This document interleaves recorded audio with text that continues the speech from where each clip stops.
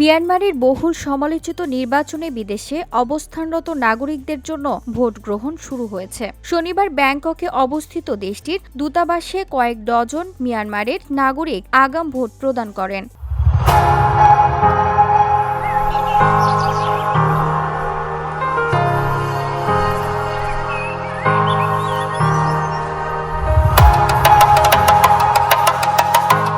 ধাপে ধাপে ভোট গ্রহণের পরিকল্পনা অনুযায়ী মিয়ানমারের কয়েকটি এলাকায় ডিসেম্বরের শেষ দিকে নির্বাচন শুরু হওয়ার কথা। তবে আগাম ভোট এরই মধ্যে শুরু হয়েছে হংকং, সিঙ্গাপুর, চিয়াংমাই এবং ব্যাংককের মিয়ানমার দূতাবাসে।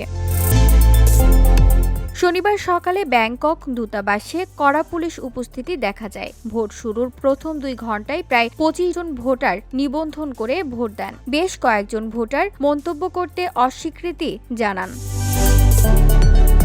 থাই শ্রম মন্ত্রণালয়ের তথ্য অনুযায়ী শুধু ব্যাংককেই প্রায় ৫ লাখ নিবন্ধিত মিয়ানমার নাগরিক রয়েছেন। আন্তর্জাতিক অভিবাসন সংস্থা বলছে, থাইল্যান্ডে মোট ৪.১ মিলিয়ন মিয়ানমার নাগরিক বসবাস করছেন, যাদের অনেকেই যুদ্ধে দেশ ছেড়ে আসা অভিবাসী। VOD Bangla news desk.